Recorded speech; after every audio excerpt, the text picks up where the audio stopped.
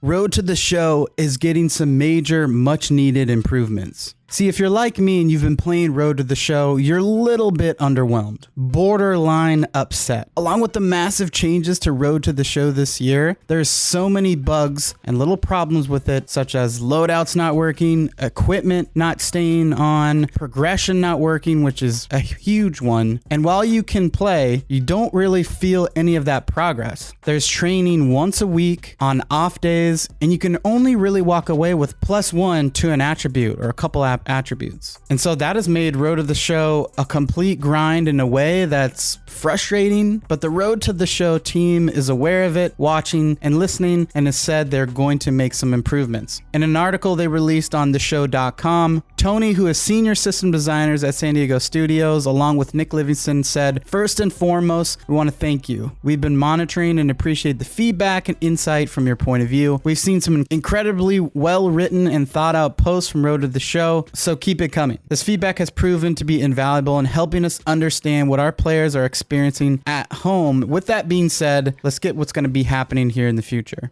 Now, they go on to talk about their goals yet again, because there's been a lot of conversation about Road to the Show being connected to Diamond Dynasty. And so what they said is, our goals this year with the changes to the mode and the centralization of ball player were rooted in an establishing philosophy that the show could provide an interwoven harmony between those experiences and reward you in doing so. We absolutely want players who only want to play Road to the Show to feel like they can progress and enjoy the mode without having to touch anything else, especially Diamond Dynasty. For players who enjoy multiple modes, the hope was that they'll discover a more interconnected system where everything is feeding into that central ball player. Now, though many of those future goals and systems won't be realized for some time, San Diego Studios are taking action to ensure that Road to the Show only players are feeling sufficiently rewarded with the mode alone. So there's a few things they're going to do, so I'm going to go through those. They're fixing an issue where the user isn't being prompted to create the player when starting Road to Show in the future update. They're also fixing an issue where the ball players aren't getting enough progress from Road to the Show training choices and base gains. They're fixing issues where some loadouts do not progress as intended. They're buffing the archetype items overall and will regulate ball player and Diamond Dynasty as needed without having to constrain the growth of Road to the Show for non-Road to the Show reasons. They're also looking into ways within the Road to the Show locker hub to better surface archetype progression and upgrades acquired. They're also looking into ways of making it clear that playing Diamond Dynasty is completely optional progressing your ball player or Road to the Show advancement. It is true that playing Road to the Show is required to maximize the progress of your ball player, and we are interested in any feedback moving forward that's unlikely to change before 21. And then once again, they wanted to reiterate, circling back on the points above, if there's one thing to take away from all this, it's that Road to the Show should feel like they can freely progress by playing just Road to the Show and Road to the Show alone. That there's no participation required for Diamond Dynasty, purely optional. There's no need to monetize the progress of their Road to the Show career.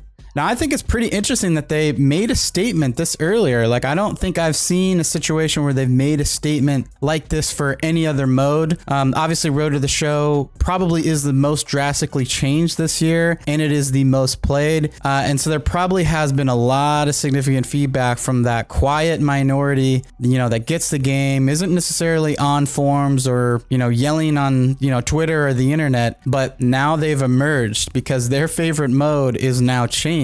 And we really haven't even got to, we're a day into the public release here for the standard edition, where there's going to be a lot of players coming in on Xbox too that maybe didn't even play the regular Road to the Show. And so all in all, like I said, a lot of big changes to Road to the Show, a lot of little issues with it right now. I have this Road to the Show series going. This was, it was always meant to just be a test. Like, I wanted to play, I wanted to see how it was different, how it was going to work in the future. I have a big idea for a Road to the Show that I'm going to do in the future, more story driven, a little bit more interesting. It's not going to be me. So stay tuned for that in the future. But, I'm going to just keep this one going. I also, on the Xbox one, I have an outfielder one. I kind of like the outfielder one better than the infielder one. I think I might upload the outfield one from Xbox to the cloud, download on PlayStation and play that one. A lot to think about, but regardless, I'm not going to stop playing Road to the Show. So, am I not psyched that it's harder to progress and it's, might take me longer to get to, being a high OVR?